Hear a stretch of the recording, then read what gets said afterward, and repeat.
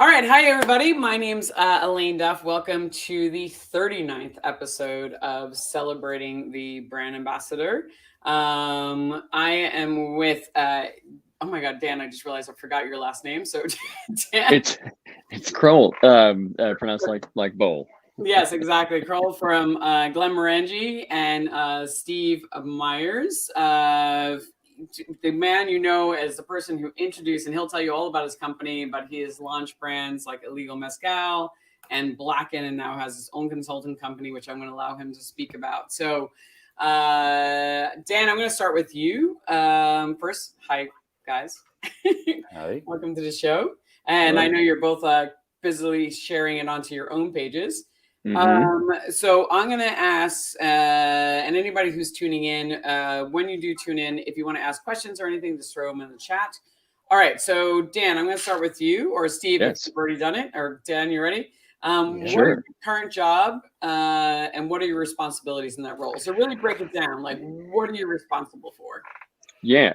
So I'm the national brand ambassador for Glenmorangie Single Malt Scotch Whisky. So what I do is sort of lead up the effort, the education and advocacy efforts for the brand across the country in whatever form that takes, and it's usually interfacing with our distributor network or with the supplier chain folks at Moe and Hennessy on trying to maximize opportunities in market, social media based opportunities, virtual opportunities for engagement of either license holders, decision makers, or the public, the legal drinking age spirits consuming public, to know and understand and get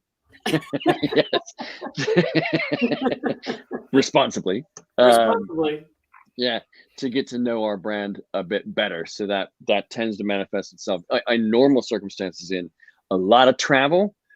These days, I'm sure we'll get into it. These days, it's been more of a mix of travel and virtual, digital, social media engagement. Awesome. And yeah, but definitely going to get into exactly what all that stuff means. And maybe we'll talk more about the digital, because I don't think that's going away, which is a good thing, I think, for all of us. Allows the things to be more scalable. And for those of you who've tuned in, just so you know, you can always put questions in the chat and ask any of us questions that we can answer live. Steve, so tell us about your company. So after many years of doing the brand ambassador thing, I decided that to sort of venture out on my own and create my own agency called Dynamic Beverage Consultants. And essentially we do sort of route to market branding, marketing, strategy, and execution predominantly for international brands looking to tackle the US. I mean, as we all know, it's about 55 different markets, somewhat joined together. Yes. Some similar, some phenomenally different. So just basically helping navigate that landscape and using my 4 continents and 2 decades worth of experience to help brands get to where they want to be, sort of faster, better, more effectively, and more efficiently. Mm-hmm. And then also having done it with Ilegal, I can bring a owner's perspective. So that entrepreneurial roller coaster, not just from the brand, but from the personal aspect too. Knowing that you will have great days and you will have sort of catastrophically bad days as a brand owner. And so to help sort of offer a little bit of peace of mind and guidance on a personal level as well. So you're a therapist and a consultant. Yes. Yeah. I like it. I think that's a good combination. A therapist and a logistician kind of all rolled into one. I think that's, and I think we actually need that. I think brand ambassadors are also therapists in many ways. We spend a lot of time consulting and helping accounts and move them to the next level and kind of console them when things aren't going 100%. And Steve, I definitely know a lot of brands need that kind of help, because as you said, America is such a unique marketplace. So let's talk about this. So you both have really interesting backgrounds, right? So I know your backgrounds, but can you tell the audience about your experience, what you did before you entered the spirits industry? And the reason I ask this question, I think, is because people to see that everybody can come from many different places and have unique experiences and then still end up in this world. But I think everything influences who you are and what you do, right? So Dan, I'm going to start with you. And then we're also going to talk about what circumstances led you to coming into this industry. Sure. So Dan, I know yours is fun. Yeah, we'd call it a circuitous route, I think would be a fair sort of an assessment of the situation. You just stole my line. I actually Sorry. wrote that down. Wow. Circuitous Hashtag- route. Yeah, hashtag circuitous route is trending now. I went to music school actually, and it was sort of a lesson in do the thing you're passionate about, and it may lead you towards passions, but not the passion you started out pursuing. So I went to music school, left music school to be in a rock band. The rock band led me into the bar and restaurant industry, as it does for artists, actors, and musicians on a regular basis. And my resume started piling up with bar and restaurant experience while I was pursuing music as a passion and theoretically as a profession. So by the time that it reached its natural apex, I owned my own bar and live music venue. I had a small record label and small recording studio, stuck to it, and it unfortunately collapsed under its own weight.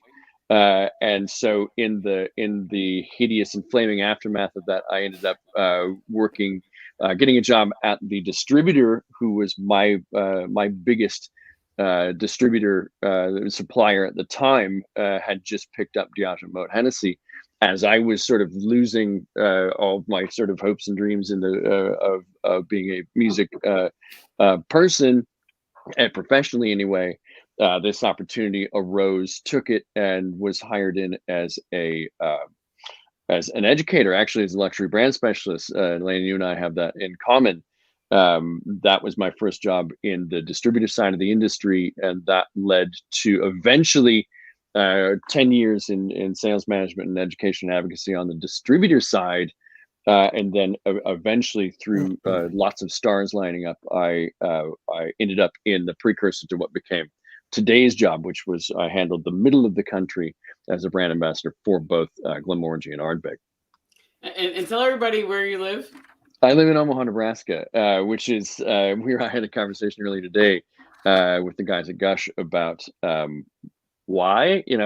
That's not necessarily on anybody's short list of high focus whiskey markets, but a lot of other interesting stars aligned to allow that to happen. I'm essentially born and raised here, and my wife grew up 6 blocks from here, and so we have loads and loads of ties here. It's been my hometown since I was 5, and I love it. I love the fact it shows that it is possible, because so many people from smaller markets would like to be in this game. And I know we're going to talk about later, like how you kind of finagle that, and maybe it's not possible for everybody, but I think it proves the fact that I do believe if you're a national or you have a bigger role, you really can live almost anywhere and be a brand ambassador and do a great job. Yep. And we'll explore into it. Now, Steve, you have a very being from Australia, which I know Australians love to travel, but I think you put it on a whole nother level. So yeah, I mean, it's really like people say, oh, it's so far away, but from the other side of the coin is if you want to go anywhere, it's a long trip, so you may as well kind of do it properly. So high school, did a Bachelor of Agricultural Economics. Didn't take a break between high school and university because I figured if I went overseas, I probably wasn't coming home soon. Finished my degree and then had the same thought process and went, I should probably get a job just to get some experience because if I go, I don't think I'm coming home. So I then, team here. Yep, I managed to, as you said, finagle my way into not the greatest reputation-wise, but with British American Tobacco in their graduate program. Accelerated through that and decided that the corporate life wasn't necessarily for me. I didn't thoroughly enjoy wearing suits and ties 5 days a week. Who does? So I packed it up and I moved to Costa Rica to run volunteer programs for an organization called Reto Juvenil Internacional, which brings sort of volunteers predominantly from Australia and Canada to help do rural infrastructure programs. Part of that trip was a round the world ticket. And having played rugby since I was sort of a tacker at that point, found the Luxembourg Rugby Club, got in touch with them, and they were kind enough to give me a place to stay and help me find a job. So I then moved from Central America to Europe to stay for 6 months, but ended up staying 2 years and living in Europe, playing rugby and running a pub, having a grand old time. I love this story so much. To then things in Latin America don't move fast, and things in the non-profit sector move even slower. Mike wanted to know what position. Oh, what position you play? I'm assuming for rugby, right, Mike? So I played open side for a long time. Rugby in Australia and New Zealand was sort of much faster. I got to Europe, and the first conversation was everyone said, "We thought you'd be bigger." And so I moved from that to playing 9 and 10, so back into the backs. Long story short, ended up going back to work for the Costa Rican nonprofit via Guatemala for language school to get my language up to speed, and had somebody clone a bank card and steal all my money. So no surfing, no trip home, no more language school. And there was this truly amazing hole in the wall dive bar, smoke shadows, live music every night. And I went to the owner and said, "Look, this has happened. I'm here for another month before I go to Costa Rica. I need a job. This will be the 4th continent and the X number of bar. I don't need to get paid. I'll work for tips, but I need a job." And he kind of rolled his eyes and went, "All right, I'll give you a chance." And that guy happened to be John Rexer, who was sort of the main founder of Ilegal Mezcal. So soon enough, had a set of keys, would back and forth between the programs in Costa Rica and running the bar in Guatemala, and sort of eventually sort of worked my way into his good graces and said, "Look, if we're going to do this, I'll come back. I'll stop the nonprofit career and I'll come back and join you." You didn't introduce what you were going to do. I'm assuming legal. Oh, so I was off to do rural infrastructure management at a master's in The Hague, and I was set on that path. Meanwhile, John owned this bar in Guatemala, and he was bringing mezcal in from Oaxaca, and had this crazy idea to start his own brand. And so I jumped ship from the nonprofit world and jumped into the booze world. Ran the bar, and then was sort of one of the originals with Ilegal. And so when the time came, put my hand up to move to Gotham, and I moved to New York. And so that's what got me stateside. That's an incredible story. Jeez, yeah, no kidding. I was gonna say, I lost all my money when I was in my 20s. Somebody robbed him, but nothing good came out of it. There was no like, "Oh, we probably went to another person." We just were like, "Shit, no, I owe American Express 40 grand," because that's just how it went. Yep. That's a whole story for another the day. lawyer from Tennessee who ran our bookstore signed all my legal documents, and several months later, I ended up getting my money back. Wow, good for you. Mm-hmm. Yeah, so getting robbed was one of the best things that ever happened to me. I love that. And I'm still bummed I never went to that bar in Antigua in Guatemala. Like, I was right there. I was right down the street. I didn't know it existed. It sounds very, very cool. Well, it's still going strong. I mean, they closed up sort of COVID resulting, as did a lot of the bars and restaurants. But as things open up, it's I think it's got a fresh lick of paint, and it's ready to go again. Awesome. I think still one of the most unusual stories of how somebody got into the the liquor industry. Now, I want to jump in. So, Dan, you became, you mentioned before, you were a rock star. You were a drummer in a band, and you had your own studio and producing. And then as you said, a lot of people in the industry, especially artists, work in hospitality as a way to pay the bills. But obviously there's something, and I know this about you, there's some definitely charm about you that, says, "Hey, we should bring you on as a distributor," because I think you could sell to anybody, not even like meaning to, just be like talking to them in your way. And they brought you on. You were the luxury brand specialist, and you didn't know a ton about spirits. You told me on our preliminary interview you know a lot about wine, but this is a role you took. And so how did you navigate this? Because most people, you come onto a position, you're supposed to be the expert of all things spirits. And sorry, I'm going to go be a girl now and be like, yep, that's the difference between girl and men. Sometimes guys are just like, you could do this job, right? You're a guy. I think, but also guys also sometimes have the balls. I've always had the balls. I shouldn't say balls, to jump into things I don't know and figure them out, except for technical things. But Dan, you and I talked about this, that there's a statistic that's out there, Steve, I don't know if you know it, that women will only apply for a job if they're like 90% qualified or 90-something% qualified. And men, they only need to be like 50 or 60% qualified. And they're like, yeah, I'll figure it out. Yeah, or they hear the question, can you do this? And you say, yep. Yep. Yeah. And as you say, yep, you go, ooh, maybe not so much, but I'll give it a go. Right. So women, this is a good one. We should just go for it and make it happen. And Dan, this is exactly what you did, but you had a strategy of how you navigated this specific thing. Yeah, I did. And before I get into that, I think it's important to acknowledge that there is some bias there, and I wasn't, and I still am not, as a male in the whiskey industry. I don't experience the same sorts of biases that my female colleagues do. So fully acknowledging that I was allowed to say yes, even though I wasn't qualified to do it, was probably at least some function of gender bias on the part of the people who had hired me. But short of that, and that notwithstanding, it kind of it became a kind of I had just lost everything, my business, my savings, everything was gone, and so this job was a lifeline. And I looked around the building and just listened a lot.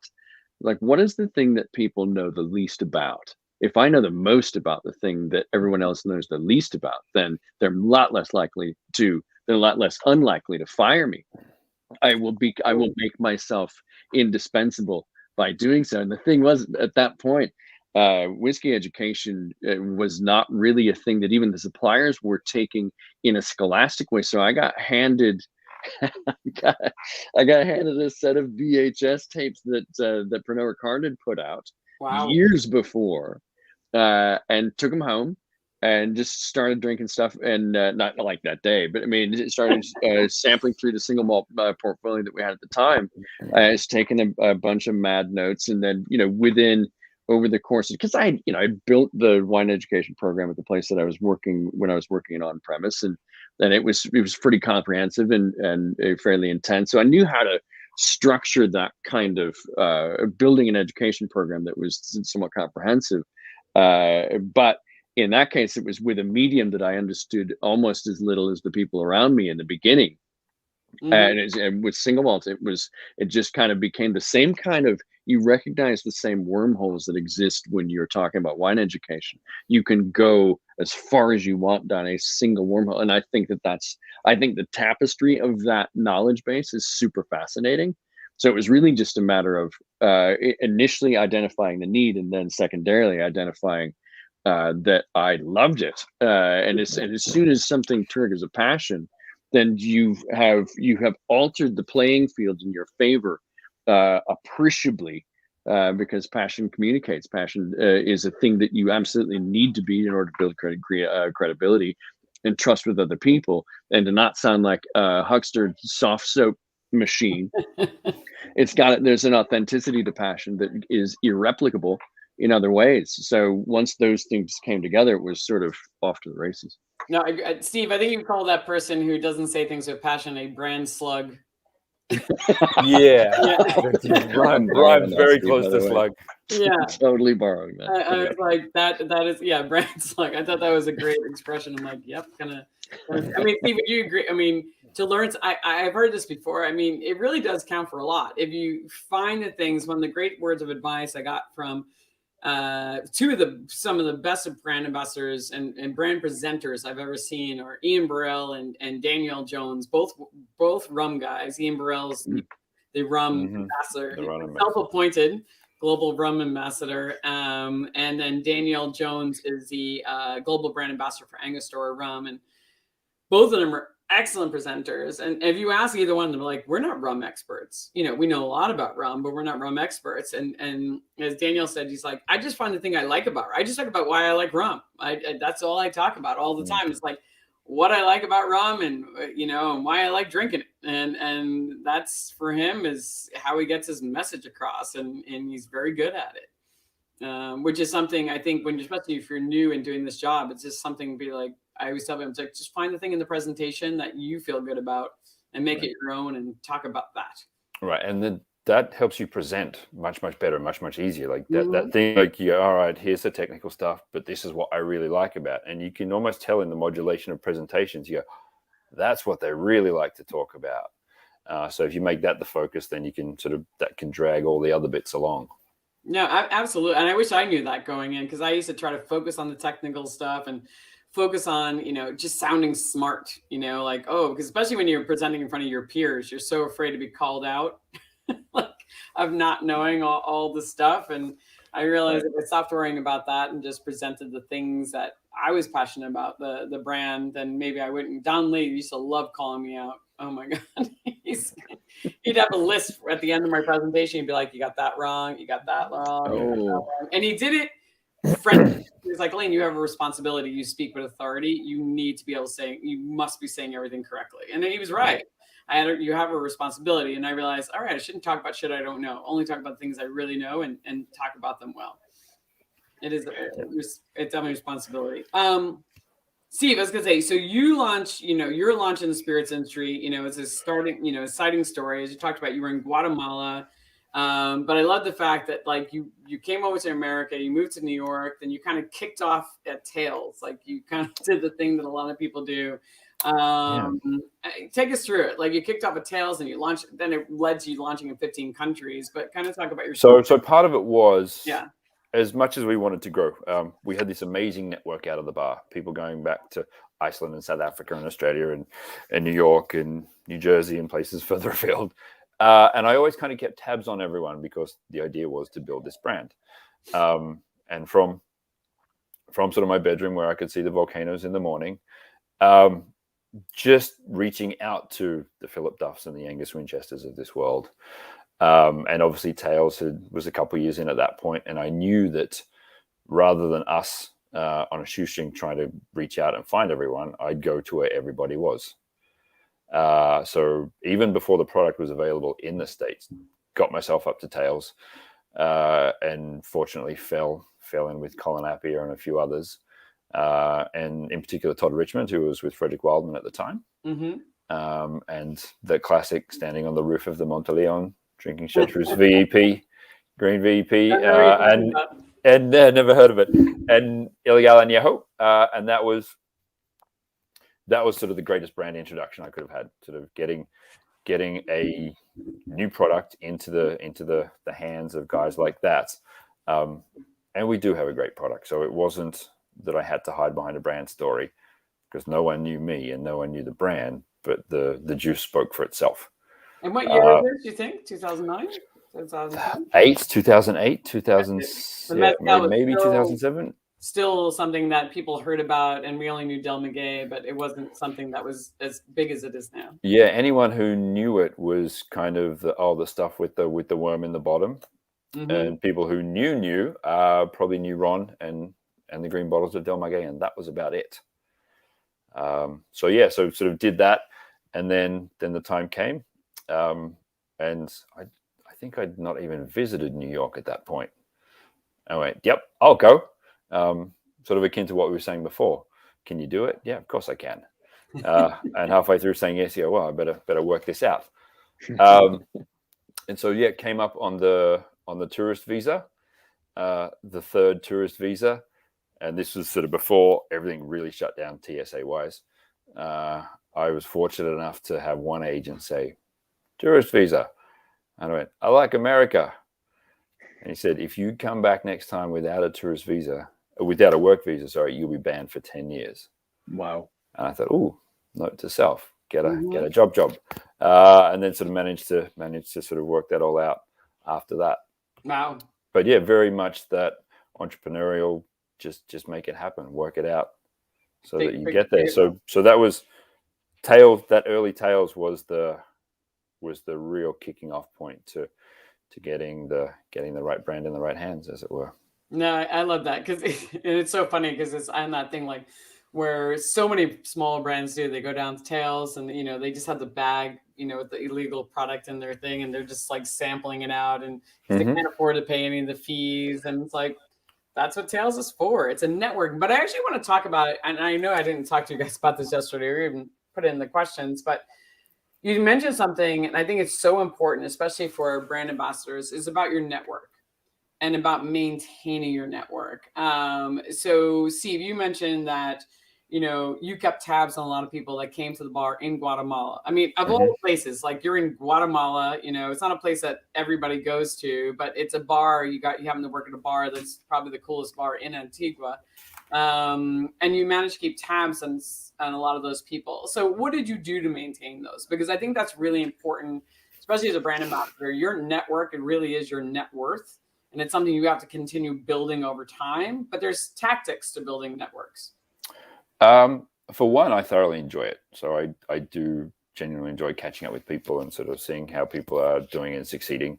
But also sort of with that, I am building something sort of point of view. And like you said, it's part of the assets of what you bring to the table. Now that doesn't mean sort of having a massive network. It almost reverts back to the 80-20, right? When you're working with other things, there's certain people that you keep in touch with very, very consistently for a multitude of reasons, and others that I can catch up with them a little bit later. And I think the really good brand ambassadors do that anyway, because that's why a lot of brands gravitate to brand ambassadors, right? They want you for a certain set of criteria that you have. And so that was always part of it, sort of keeping tabs on some insanely cool people at the same time. Would you just like reach out to him social media wise, send him an email every once in a while, like just checking in? Yeah, just checking in. A lot of, especially coming through Guatemala, they were either going sort of north to south, or they were coming across from Europe, or like the German kids. If you went and volunteered, you didn't have to do national military service.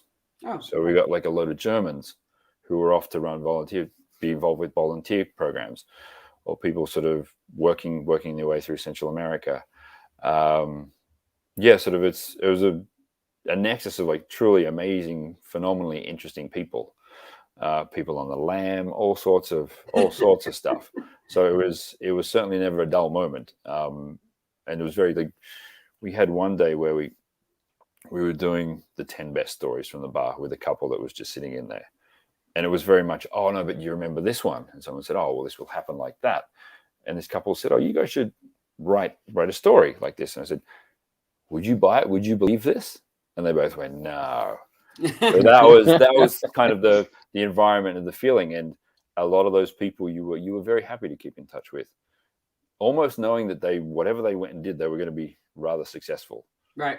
Or they'd come back with amazingly interesting stories. So it was always good to to keep tabs on people. Did you have a plan ever, like how often you would keep touch with them? Like, this person I'm going to keep like once a month, every 6 months, like sort of booze wise, definitely. And then also sort of at that point, sort of keeping tabs with the global sort of bar shows that were starting to pop up more and more. And then sort of the rise of sort of Class Magazine and Difford's Guide and all that sort of stuff, keeping fairly close tabs on that. And then also doing the sufficiently in touch not to be annoying. Right. Like, you know what it's like where you go, oh God, Steve's emailing me again. Like as much as you'd want to reach out to certain people, just having like, okay, the last time I corresponded was this. I'll save it. I'll save it for something a little bit more important. Yeah, I think that's a good point. Dan, do you have obviously as a brand ambassador, you have to keep on your, you have to travel around the country. Do you have like in your mindset, like just a rule of thumb of like how you keep in touch with people, like certain people? Yeah, back when I was still trying to build that kind of a network, and this is the thing to sort of recognize about smaller markets is there's a tremendous upside to them, but the downside is that the network doesn't necessarily run through there. So you've got to kind of fling your sail up and try to find where the momentum is headed, and then head in the direction of that momentum from time to cast a bit of a wider net when you see the opportunity. So the distributorship that I was at was open to the idea of, hey, will you send me to Whiskey Fest Chicago? Will you let me go and see the industry from a broader spectrum and point of view than I have here in Omaha.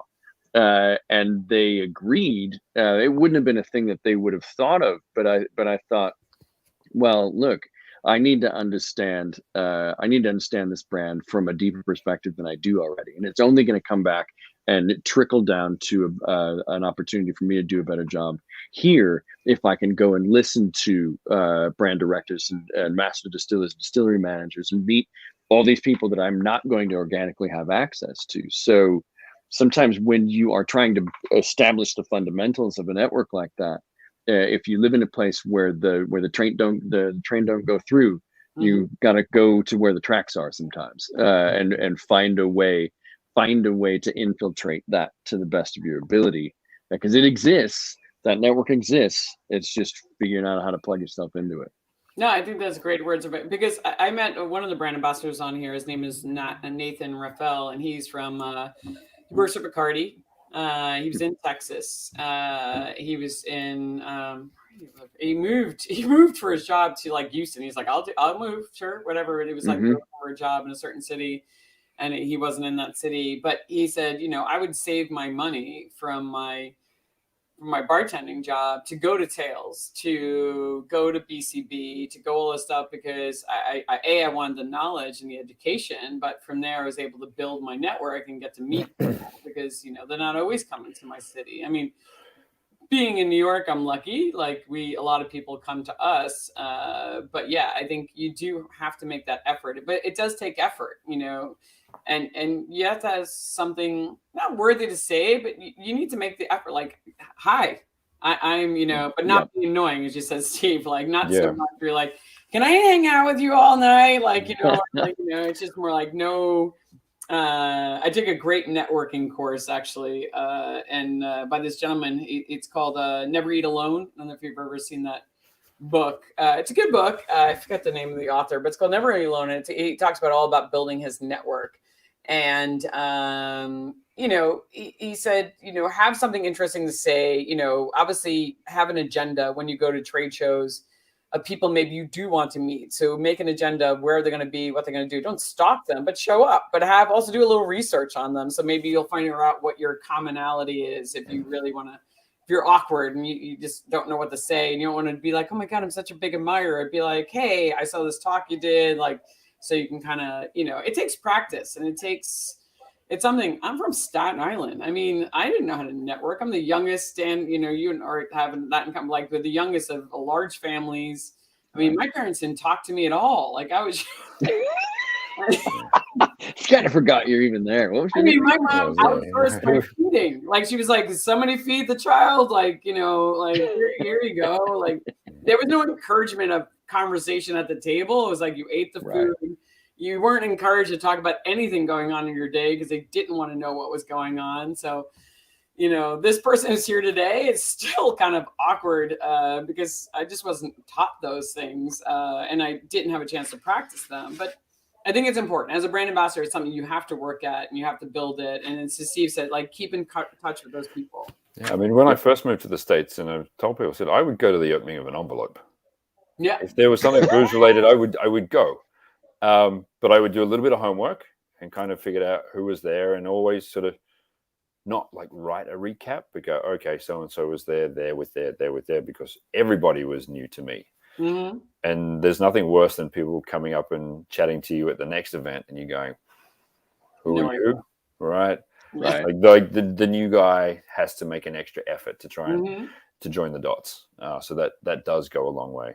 No, it really does, because people like when you remember the name. I was terrible at this. I know I really try to make a big effort. Like, if I know I'm going to an event or a trade show, I'll look at who RSVP'd and like look through the list of people. I just started doing that because I realized my memory is shit. And so, and I feel bad because many more people know me. Many more people will know you, because we do these roles where people will get to know us.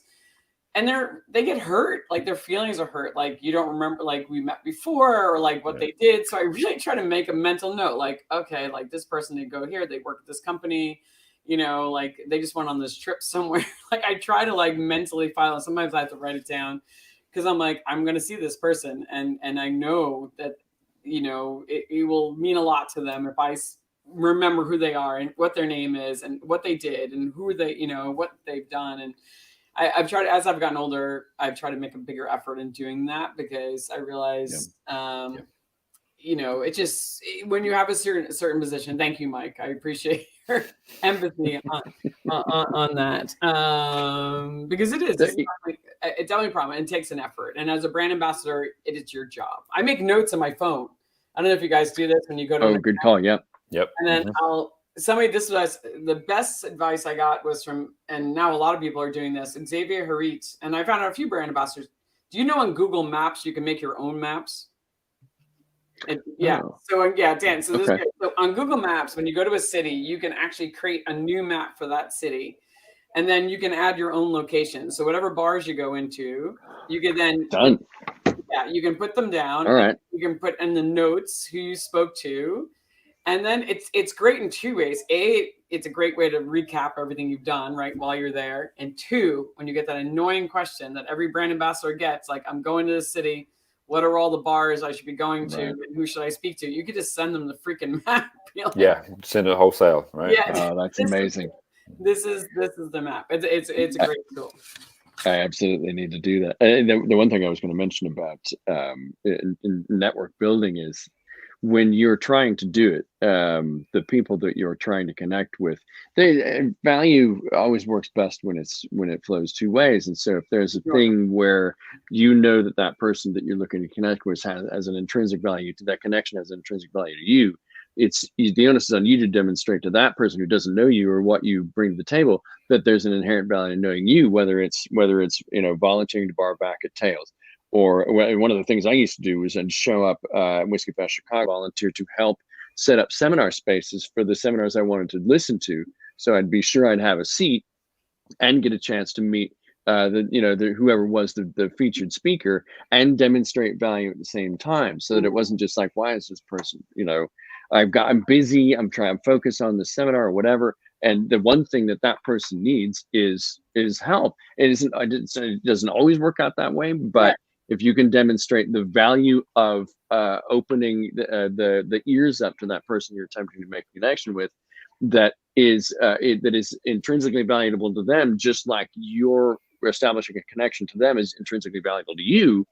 That's going to be more enduring than just sort of wandering around behind them. No, absolutely. Yeah, you got to show value. Go ahead, Steve. I say wandering around behind them. That's great. hey, remember?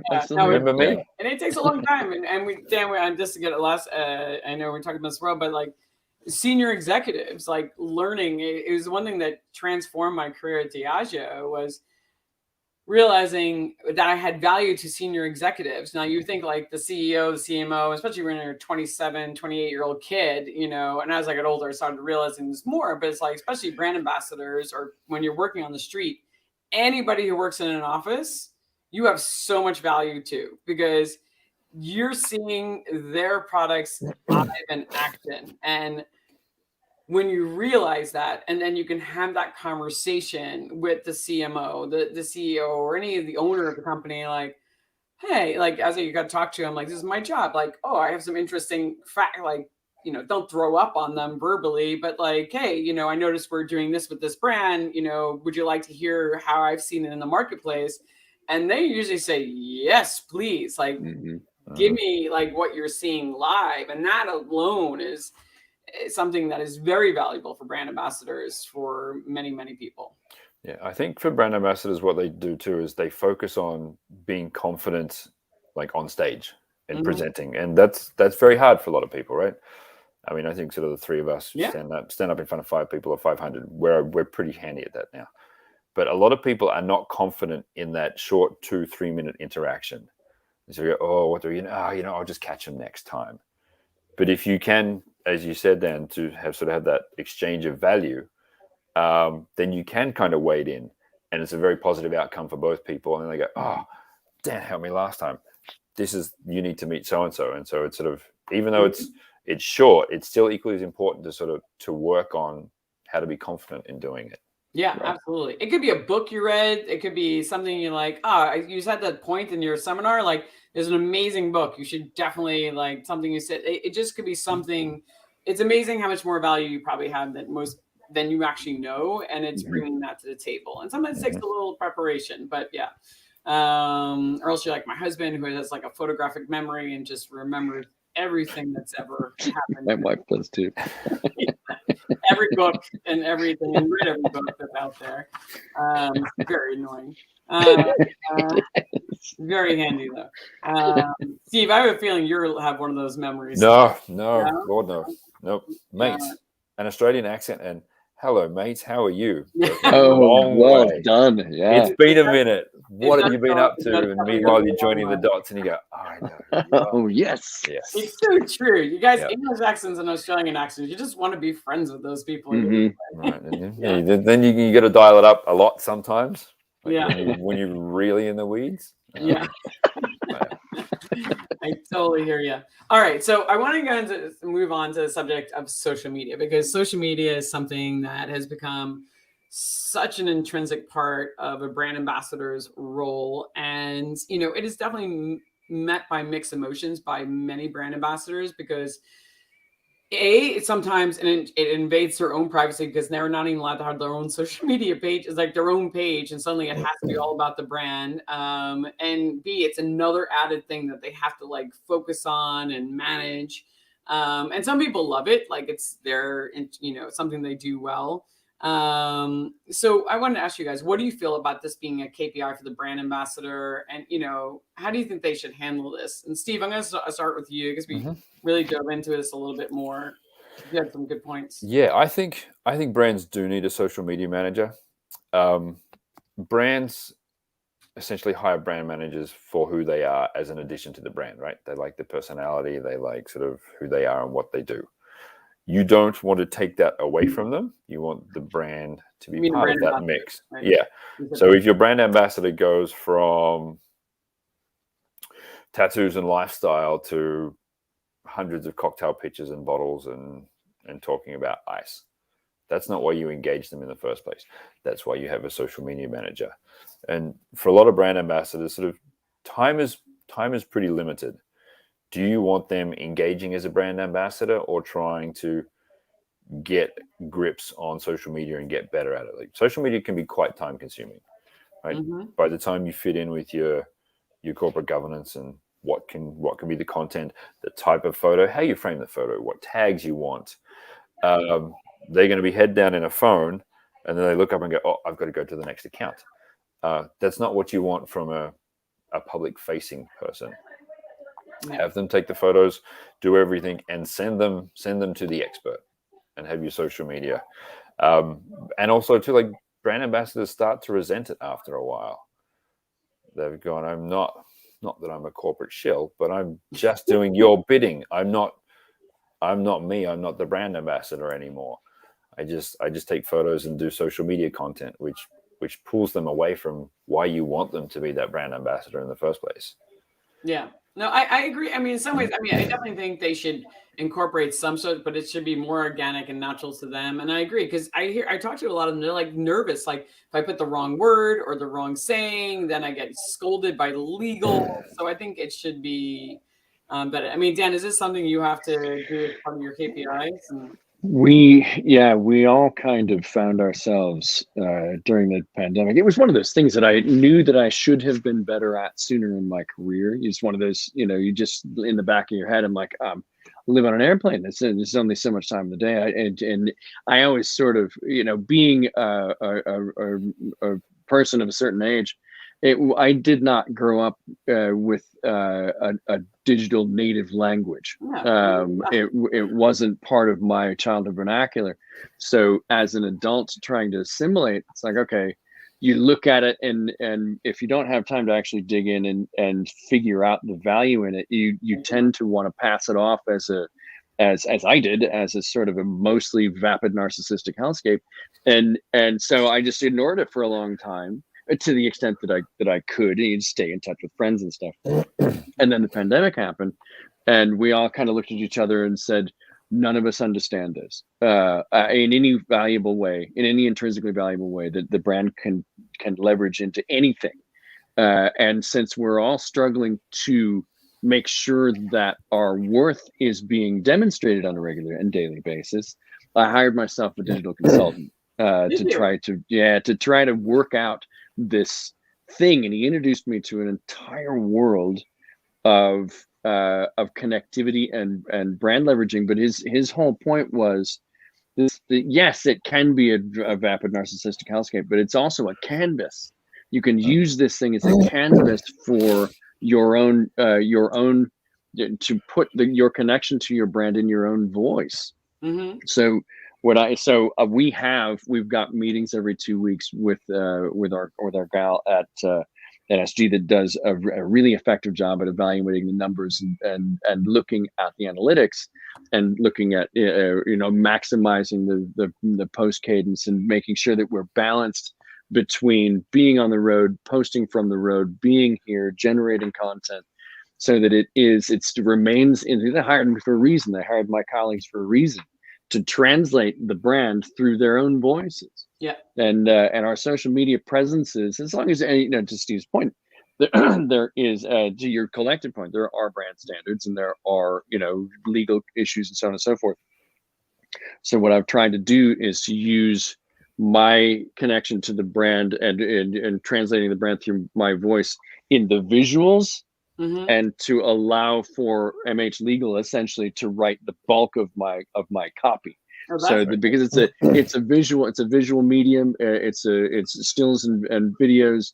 So that's the first thing that people notice anyway. And if you can put your indelible stamp on it, then I find the more almost the interesting irony and dichotomy of watching me do some ridiculous thing on in either a still or a video, juxtaposed against relatively stock brand language, is funny somehow to me. I think it takes the piss out of the corporate lingo, mm-hmm. and almost doesn't make it ironic so much as it just makes it, okay, this is what needs to be said.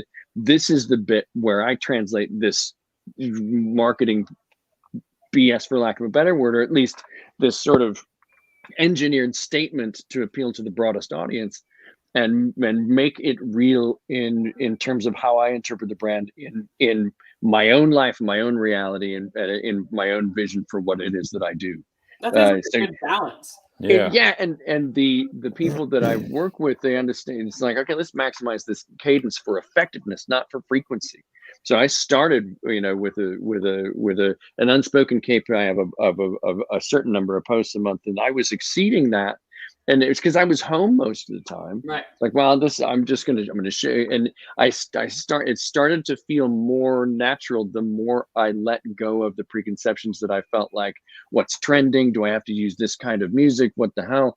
And just started thinking of, this seems particularly relevant or funny or ironic or and my wife, I folded my wife into the whole process of content generation. She's been absolutely immeasurably valuable in that regard. So we'll go for walks and we'll talk about content. We'll come home, we'll create a shoot schedule and knock it out. And but she now doesn't. When you're on the road, you can't do all that. Yeah. So now the balance becomes, all right, so when I'm on the road generates its own content. I just need to make sure that I'm cycling that through. Easy things to deal with, stories and if I have to edit anything, it's going to be a simple edit on Premiere Rush on the phone or whatever, and so that's going to go out. Training on that, like of how to do that, or so you did your own? Mostly absolute trial and error, and the guy that my digital consultant helped me a ton to understand what needed to be done. Then he was like, you need to figure out how to use Premiere Pro. Just go do it. Make all the mistakes that you want. Go do it. Figure it out, because you're going to need that tool in your arsenal. Go figure out how to work the analytics to your advantage. Post it a whole bunch of different times. See which one does the best. Then remember when that time was and post again. Right. But that's great. But is that a brand ambassador job, or is that a social media manager job? I think it's a combination. As a to develop yourself professionally, you certainly do need to do that. I think going forward, social media you'll find that balance, and you seem to have a really good one. But when sort of everyone took on social media, it was like the marketing departments would go, social media, do everything. And the poor brand ambassadors have gone, oh, fantastic. That's all I need. Right? I need to be a full-time social media poster on top of everything else. So long as it's treated as a tool that they can use, then I think it's okay. But when it first started, it was fairly overwhelming. And it's absolutely true for a lot of brand ambassadors, and a lot of brands get in trouble for what they post because they don't have that legal person. Like, they don't have. I think it is important because the copy is the big thing. It's like, we all know what not to take a picture of, right? And you have to, there's just certain things you just should not take pictures of, and you should be told, like, if you need to be like ever, like, no nudity, don't take pictures of other people's brands, like, don't take people of drunk people, like, there's like those are like standards, those are like things not to take a picture. I'm sure there's a few more in there, but you do need to tell people that. And then it's like the copy is hard. Like, that's where I struggle. It's like, okay, now I have to write something that's witty. I'm not witty. Like, I'm just not. It's not who I am as a person. So I have to take a lot of time to really think about what I'm going to say. That's why I don't post half the time, because I'm like, fuck it, I can't think about what to say. I'd rather be having a conversation with somebody. Yeah, or like, that's a great photo. Oh, I'll just do it later. Yeah, and then later never happens. Yeah, and that's why actually there's a great, and I'll get off this, but there's a great website. I'm sure you know. It's called later.com. And it is good because you can do a free version, which actually works very well. So I can plan out, and I was doing it when I had more time. It still took me like 2 hours. You could set up your post for the next week or two, and write out all the content and I could look up. So I would spend, when I had more time, and I wasn't traveling as much as I am now, for this one particular client, I was literally spending like 2 hours on Sunday. I would take my photos as I was going along and build up all my content, and then pull those photos and then map them out and put the hashtags. And it was great. It was working very well. It was like, once that was done, I didn't have to think about the rest of the week. It was all done. It's just still finding those 2 hours on a Sunday or whatever day I want to do it to still pull all that content together. And I need to outsource it at this stage of my career. Like, can I find somebody? Maybe my 16-year-old can do this. I don't know. She would love it. All right, so let's get on. So I think you guys both make great points. It is necessary, but should there be some control and should assistance for brand ambassadors? I think yes. Yes, absolutely. Agree. It should not be something brand ambassadors do on their own. All right, so Dan, you're a brand ambassador, as I mentioned before. You're living in Omaha. I thought this is a great. So how did you pull that off? Because Omaha is not a major city. Yeah, and like the other Oracle of Omaha. Yeah. We don't live that far apart, honestly. I mean, his house is much nicer than mine, but it's about a 10-minute walk from here, and it's a pretty unassuming place when you put it all in context. But here, this was a thing that, and I wouldn't want to give anybody the impression that it would always work. It almost never does. When I was first offered the Central Region brand ambassador for Glenmorangie and Ardbeg, they were insistent that I move, and so I because the job meant a lot to me. I leased an apartment in Dallas for a year because I didn't know what the workflow was going to be like. I didn't know what the job responsibilities were going to be like, but I knew that my wife had as much seniority in her job as I did in mine. That all our families are here. I'm not going to drag her away from everything and then abandon her for 75% of the calendar year. That seemed brutal. Now, I don't have kids. We've been married a long time. It was more of a professional risk to say that I wouldn't do it than it was to just go do it, because domestically it really wasn't. It was like, yeah, this is going to be challenging, but let's just see what happens. So in that first 12 months, and my suspicions were, deep down, I knew it doesn't matter where you are. It just matters where you are at the time you need to be in that place. So I leased the apartment, signed a 12-month lease, and then I kept track of the nights that I spent in the apartment. It was about 21 for the year. And I was like, well, there you go. I mean, Dallas is an important place, but I had a lot of important places that I needed to be. And so we did the math on it, and I decided, I'm going to give up this lease. I'm going to move the rudimentary crap that I put down there back home. And then if the need for me to be in Dallas more increases, it'd be cheaper for me to buy my own airfare and cover my own hotel room while I was down there than it would be to lease an apartment down there for 12 months. After I'd established the address, people stopped asking what my address in Dallas was. Nobody ever sent me anything anyway. So I used a PO box for a little while just in case. And if I was back here, and I figured, okay, nobody's really asking any questions at this point. There were some strategic management switchovers that happened at a fairly fortuitous time for me.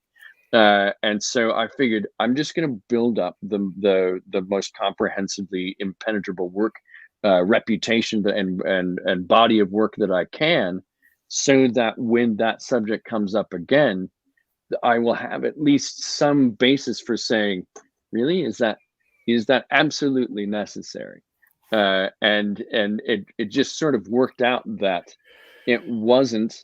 And then when the national role came available, we talked about this yesterday, I had a particular champion in my corner at MH that when the negotiations for the creating my current position came up, he'd written into those sets of discussions, he ain't moving, don't even bring it up. So that helped a ton to have somebody who had just kind of seen through the somewhat senseless nature of it and said, look, this is where this person in this position is worth more to us than to have that argument. Now, if it had happened during COVID, during the teeth of the pandemic, where my colleagues were in important markets and working those important markets to the best of their ability, and I was in my basement, my job responsibilities shifted to digital anyway.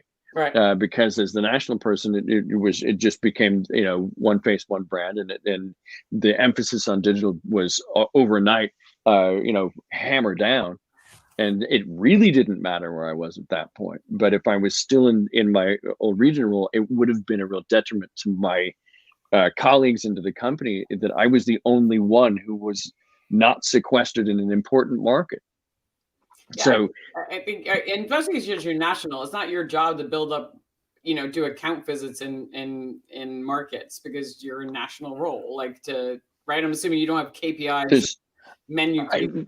No, the folks in the regionals have a bit more of that than I do. There is an expectation that I will provide whatever leverage I can in the markets that I work, and we have some strategic markets for me that are points of emphasis. But yeah, it's not like I don't have those same sets of leverageable responsibilities in terms of boots on the ground stuff. And also, your living is better as well, like living in. Yeah, exactly. The pandemic I think taught everybody that you can live really wherever, and the cost of living in the places where people used to think they had to be is astronomical. The real estate market is a train wreck. Unemployment's higher. Trying to find a house, trying to pay a lease rate on an apartment is astronomical. You come here, it's only mildly astronomical. So it makes a bit more sense to leverage that. Now, we still, to be fair though, the positions that we hire for, there's still a requisite need for that person to live. We just hired a regional brand ambassador that will be based in New York City, and she will need to have to live in New York City. That's not really negotiable at all. You need to have contacts as well. So it's like, when you're coming in a market who's never lived in that market before, they really have to start from scratch, right? It's like, right. So you really want that person at least has some established footholds, so they hit the market running, rather than like taking 6 months or a year to get to know everybody. See, right. Multiple brand ambassadors roaming around. Are they all in the? Yeah, Mr. Black's at the point now where they're sort of employing multiple. Ilegal has always done the philosophy of lots, sort of multiple people in multiple markets. When we first started, there was very few of us trying to do everything, and then as we grew, we worked out that to do the narrow and deep philosophy, to really gain that market share, you really needed Omni Presence. So yeah, sort of lots of people in lots of places, whether they be full-time or part-time or 3/4 time or whatever that role may be. Now let's talk about that, because this is a question I get asked a lot, and this leads us into the next question is, you have lots of different part-time brand ambassadors, or as you said, 3/4 part-time ambassadors. But people ask me this all the time: where do you find them? And B, I know you're not in charge of the day-to-day hiring them. And then B, what are the qualities that you look for when you're looking at somebody's CV that you think this person might have a shot? Where are we? So I'm sort of pretty fortunate that between Ilegal and Mr. Black, and I just sort of wrapped up some work with Empirical. So I've worked with sort of a very large spread of different brands. So when looking for a brand ambassador, you want someone who sort of is aligned with the brand. Ilegal, obviously, quite political in sort of in who they are and what they do, and sort of the people who gravitate towards Ilegal are very sort of politically and culturally engaged. Give us an example of a political campaign for Ilegal. So basically, we came up with a campaign that was "Fuck Trump," for all the reasons that go into that. Right. But it wasn't just making T-shirts. Sort of, we work with a lot of political organizations. We've been aligned with the LGBT community for a very, very long time. It's certainly not it's Pride Month, let's get involved. We do a lot of stuff with Planned Parenthood and always have, with nonprofits in Guatemala. So a lot of the people who gravitate towards Ilegal are already doing that as people, as individuals, and they like the brand and who we are and what we do, and so they have a very natural fit. The same way that Empirical came up with a very similar thing. One of their products was "Fuck Trump and his stupid fucking wall," because Lars felt very, very strongly about that. And so they to a certain degree sort of wear their heart on their sleeve and stand behind that.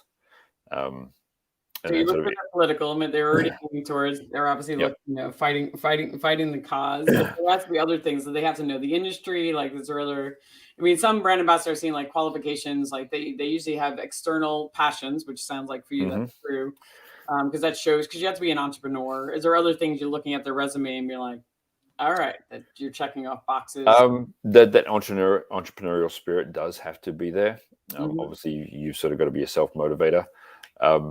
Personally, I'm very big on empowering people and giving them the support network. So if they seem to have that hunger of wanting to take the job and grow it, and you can offer them that support, like sort of very, very driven, not necessarily for the brand, but sort of how they have that sort of that gusto and that lust for life. Because brand ambassadors, you got day jobs, you got night jobs.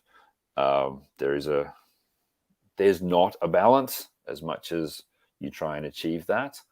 So long as there is that gusto and that enthusiasm. Tim's turning. Yeah, I just saw Tim Master pop up.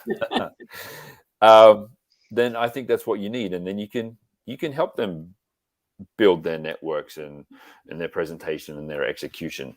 You just got to have that verve and that passion, and then sort of that's where ownership and brand directors and sort of us old timers can sort of help mold them and do that, because like we've said, sort of we've all come from very, very different backgrounds. There is no sort of one singular path into a brand ambassador, and that's oftentimes why brands like the brand ambassadors they get, because we are different. We don't belong in an office. We may walk out of a bar at 3 a.m. in the morning, but you know that if there's a meeting at 9 in the morning, that we're going to be spick and span and waxing lyrical in front of 200 people. It's that kind of mentality, I guess. Right. So you don't have to actually come from the industry. I mean, it does help to have an understanding of it, but it's something you can learn. I think it's more about personality and drive. And passion. Like that you want, and I know passion can be used as a bullshit word, but you really do have to have passion for learning, passion to and even the spirits, whatever spirit brand you take on, you have to like it, you have to love it, and then you have to have the passion to learn about it. As Dan experienced, like when he had to learn about all things single malt, he just faked it until you made it. Exactly. Sort of one of the things I try and do is it's embracing the chaos, right? Like we can come out with the same old trope. Not every day is the same. Sort of you got to do all these things. It is chaotic, and if you go into it knowing that, then that's half the battle. I think sort of one of your questions was your last question 11. It's like sort of what would you recommend to future brand ambassadors? It's embrace the chaos. It is madness, but it's a wonderful madness at the same time. It really is. And I know we're kind of we're at 3:08, but I did want to talk about, there's definitely one thing before I ask the two last questions, which are like the fun questions. I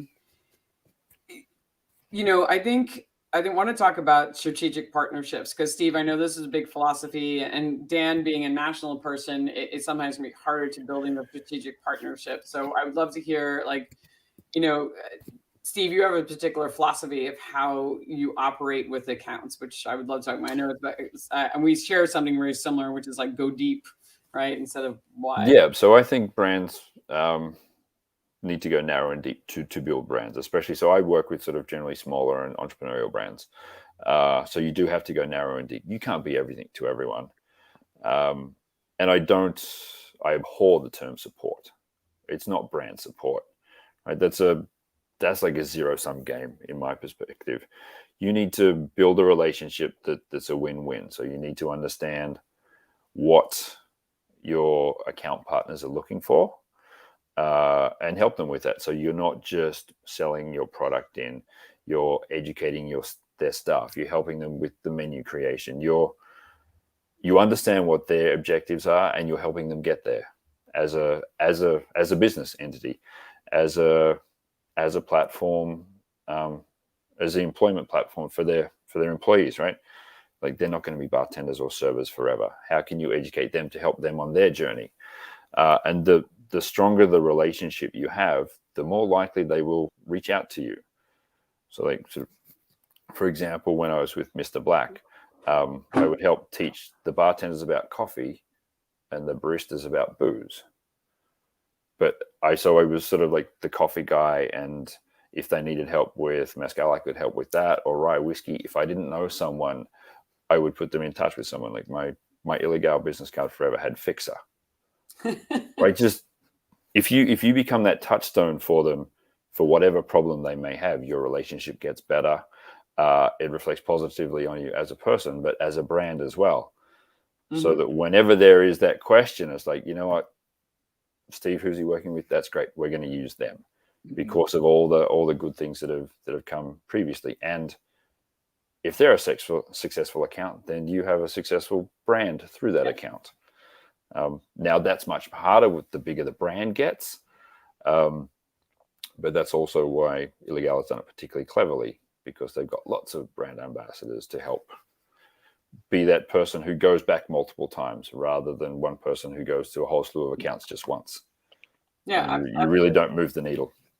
No, and I love that because it is important. And a lot of, when we talked about this yesterday, a lot of people hire, and you have a lot of part-time people, and they try to spread them too thin.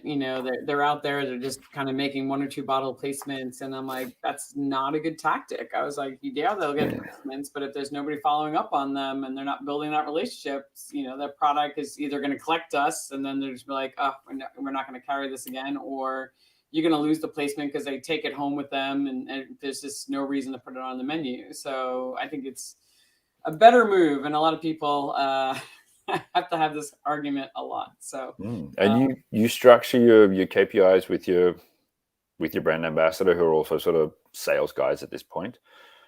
And it's not like a lot of brand ambassadors are not necessarily salespeople, so you're not going to skew it too hard to that end. But say there is an incentive on a menu placement, and they get the menu, the knock-on effect is, well, now you got the menu, you've got to do the education, you've got to do the account visit. So almost by default, they're ticking off a lot more KPIs. Mm-hmm. So it's helping them overall to be a better brand ambassador. Yeah. And everybody likes a win. And at the end of the month, if they can go, right, so I did get the 2 sales, and I got another 7 KPIs ticked off because of those two. Mm-hmm. They're feeling good about themselves, and sort of that success begets success. Yeah, and they're not stressed out like, oh my god, I didn't make that, and this person doesn't know me, and they're like running around, and I only work 10 hours a week. It's insane. So Yep. I think it's more important for them to get those 2 good sales, and then, as you said, knock off all those other KPIs in that brand, and then that bar becomes one of your bar. It becomes an illegal mezcal bar, or it becomes a blackened bar, and that brand ambassador has that relationship that they now get to nurture and build, rather than just seeing them once every 6 months. Exactly. Yep. Now, Dan, I know it's harder when you're on the road to kind of build those strategic relationships. I don't know if you have any tactics for, certain accounts that you just know you're going to see every time you go into marketplace, or. There's some of that. We were fortunate in as much as being a pretty big brand as a function of an even bigger portfolio. We've got folks in market that aren't tied directly to the distributor. They're portfolio specialists. So when I'm in market, they know the accounts, I know the liquid. We get together and find a way to build these strategic partnerships moving forward, so that I can show up and get plugged into a plan that portfolio specialist is built in that account. And then when I'm back again, we just move that needle a little bit farther forward every time. So that we don't lose momentum. One of the big challenges used to be, and it still is to a degree, you go and you start a fire, and if there's nobody around to fan the flames, the fire goes out until you come back. And so we've built a network of people who find where the best place to build the fire is. Then you build it, and then they fan it once you go away, and then it's a bigger fire when you come back the next time. And that's that relationship, the sort of the synergy between those two positions is critical to how we continue to try to grow our presence for Glenmorangie, particularly in the on-premise. Because this, in on-premise, there's always turnover. You're always losing your buyer to somebody else's account, and then you don't know what happened. Just to go or start from scratch again. So in the interim, between my visits, all of the kicking ass under the water is happening sort of outside of my purview. Then I go back and to a degree, I'm the beneficiary of the groundwork that's happened, and then I show up with a bit more momentum to take it to the next logical step. No, that makes so much sense, and I've heard that before in the perspective of, you're the supporting player. Like, you're there to support the market. You're there to kind of, you're like the celebrity that kind of flies it, but you're there to support. Like, everybody else on the ground is doing all the legwork, but it's also, as you said, you're not just leaving the market and then it's like, woof, there's other people there.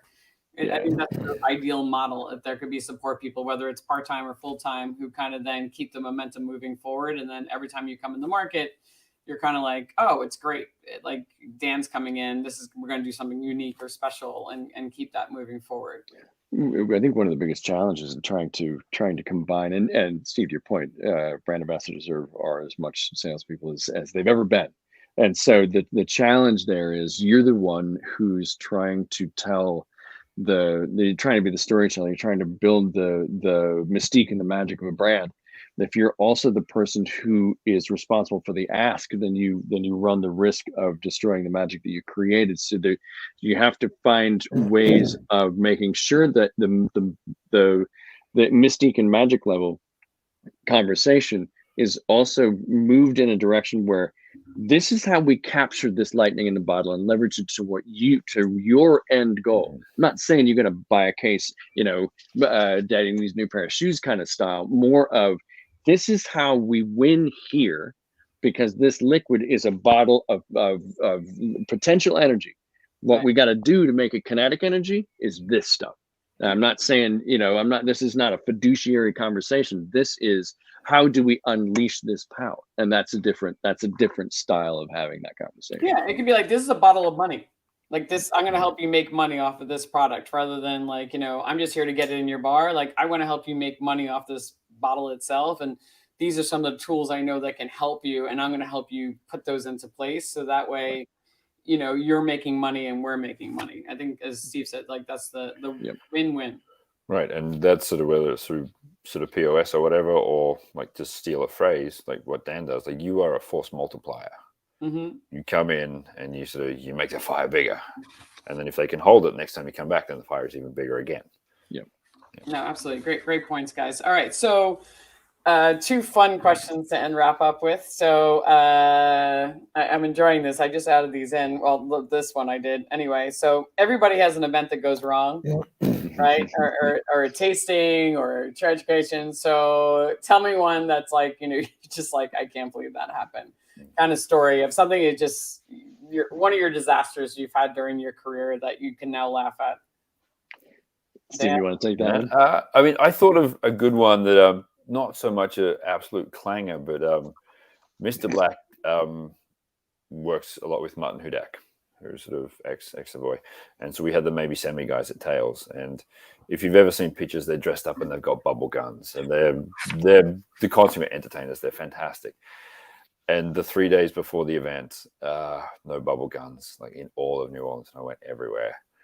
And like the last ditch effort saw me hauling ass down Canal Street in fairly well dressed, running as flat as I could with a plastic bag with 3 bubble guns and whatever, and like just running full tilt. And then of course the bag broke. So I had to throw on the anchors, run back like 15 meters, and I was literally running down sort of through the French Quarter with an armful of plastic bubble guns. There's some pretty strange sights in New Orleans, but a lot of people, and this is like at 9:30 in the morning, going, "What is that hooligan doing?" So that was the sort of the fun story with the stuff that managed to get pulled off, but was just not happening. Oh yeah, Dan, it's funny. On that one. There is a thread of continuity there that includes a panic run through the streets. I was responsible for inventorying items for a Dr. Bill Lumsden seminar at the Universal Whisky Experience in Las Vegas. It's a room full of high dollar collectors, and Bill. And I had let the supplier know beforehand that all the bottles we needed were in place, and I was wrong. One of them was not, and I'd misread the label. We were supposed to be tasting Ardbeg Uigeadail bottled 10 years prior, and today's Ardbeg Uigeadail. And we'd gotten 2 bottles of the old Uigeadail from a collector, but we didn't have any modern day Uigeadail. And the seminar had just started when I figured this out. And so my colleague David looked at me and he was like, "Well, we got to fix this," because I was relatively new in the position. He was like, "We got to fix this, or hell is going to get unleashed upon us." Yeah. So the seminar started. I bolted into downtown Las Vegas to try to find a bottle of Uigeadail anywhere within walking distance of the Wynn, and there wasn't one. So I finally, in desperation, went back to a whiskey bar along the strip that we had been to the day before, and asked him to sell me his bottle of Uigeadail. And he's like, "I can't legally. I can't. I can sell you like 15 drams of it in a giant snifter, and then you can pay me for those individually." So, and I'm sweating. It is hot as hell, and losing my mind. He's pouring. He gets the saran wrap, and I go bolting out and running down the strip with this huge snifter of Uigeadail in saran wrap. And I make it back to the seminar as Bill's reached the whiskey right before he's drinking the 10-year-old Uigeadail.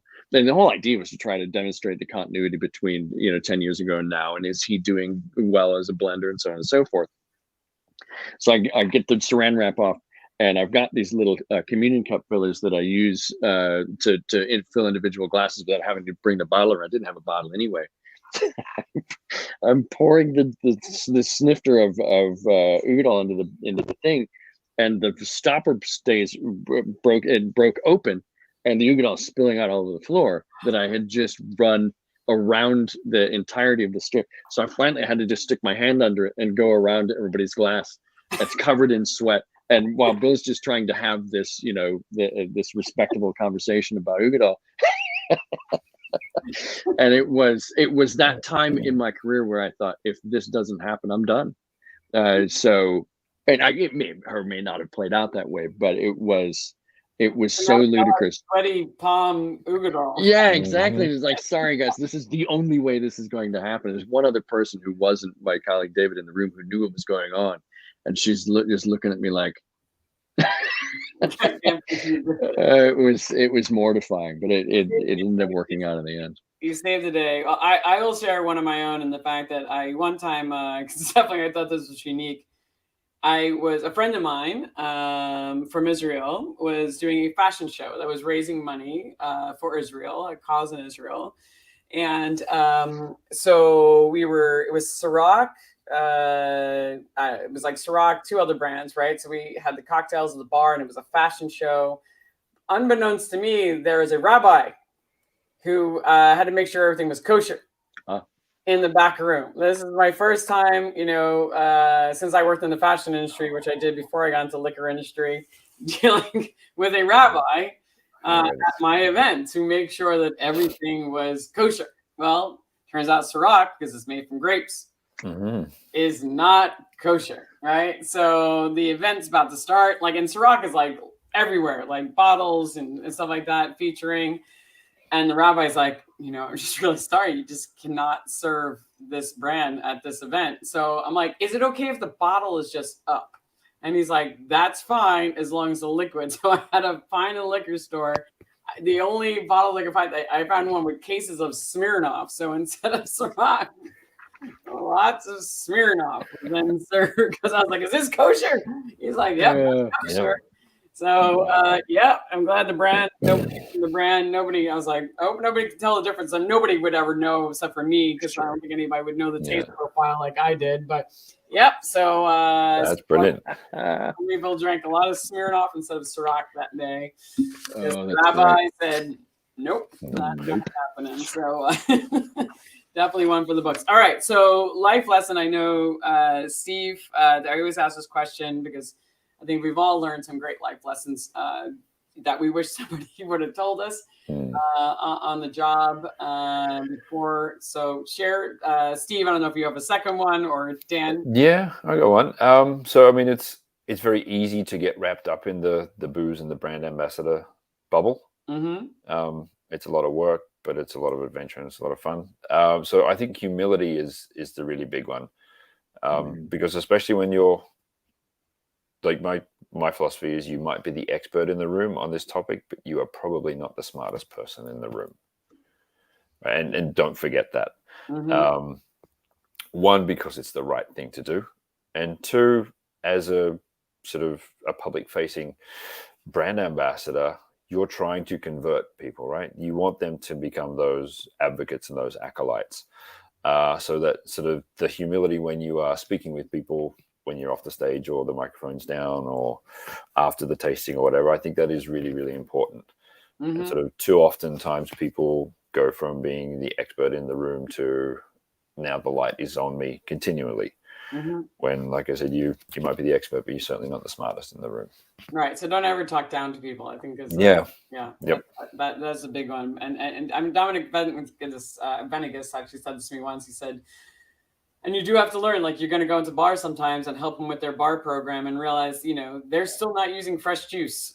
They still, and you can't talk to them like they're idiots. You just have to adjust to where you are and be like, all right, so this is where you are, and adjust the conversation. You might be able to show them the light, but you have to do it in the most humble way and be like, hey, do you want to learn new things? Or if you don't, I say that correctly, you have to be humble and just, don't try to make them feel bad for not being at the same place you are. And you might not be the smartest person and they might know. So I think that's a great one, because your ego can get kind of big. Yeah. Yeah. Dan? I'd have to say that fear of failing is the biggest restrictor to one's professional scope and growth that exists, because failure is there is no greater teacher than failure. So, avoiding being open to certain paths or certain ideas because you fear failing or the failure of that concept. As long as you're willing to do what it takes to recover from that failure, the absolute library of information that will come from a situation not going your way, even some fairly significant, Steve, having all your money still, my business failing, all of those things led that the failure of my business led here, and I wouldn't do this if it wasn't for that. And if I had lived in the fear of that concept failing, I wouldn't have done it. And the only thing that you can do to ensure failure is to not learn from it and stand back up and move forward. No, I think those are great words of advice. And you have to take chances. It's the only way you're going to grow, right? And this business, and you are going to fail. The one words of insurance for anybody that's watching this, I always tell people, especially new brand ambassadors, I'm like, it's really hard to get fired. And I say this because it is. I mean, think about it. It's like Steve, you hire people, right? Dan, you've been hiring, and everybody thinks you're constantly, the biggest fear I ask brand ambassadors about is like, I'm constantly thinking I'm going to get fired because, there'll be days when nobody talks to you for days, sometimes weeks, right? You get no emails from people, no requests. And you're like, oh my God, are they contemplating my job? Like right now, is that why? It's just like, no, they just don't need you. You should be doing your own thing. You've been hired to continue your own goals.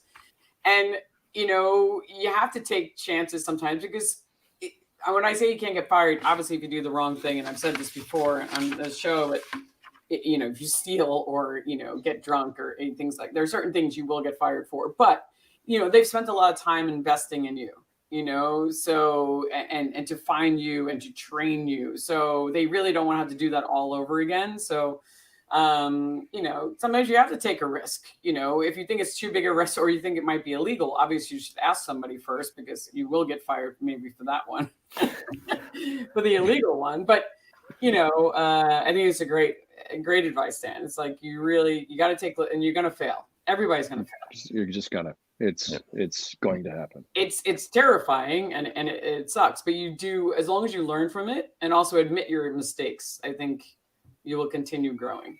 And admit them quickly. Yes. Right. So the sooner you admit it, the sooner you can face up to it, and the sooner you can move on and learn from it. Absolutely. I think those are great words of advice. All right. So, gentlemen, thank you so much. Thank you for people who tuned in. Mike, Lisa, Tim. I'm sure I know there's a few others. I see eyes there. So I know a few more people that have tuned in along the way. But gentlemen, this was great. I really enjoyed getting to get to know you a bit better. And I look forward to doing it again soon in person. That would be nice. Very much so. Thanks, Elaine. This fantastic. Was really, really cool. This is brilliant. I thoroughly enjoyed it. Great chat with you too, Steve. This was a blast. Cool. And this will be up for those of you watching. If you missed anything, it'll be up on Facebook for the next 2 weeks, and it's on the YouTube channel Celebrate the Brand Ambassador. And soon to be a podcast, an official podcast, so you can listen to it. Fantastic. That's coming soon. So, gentlemen, thanks again, and see you soon. Absolutely. Thanks guys. All right. Thanks, everyone.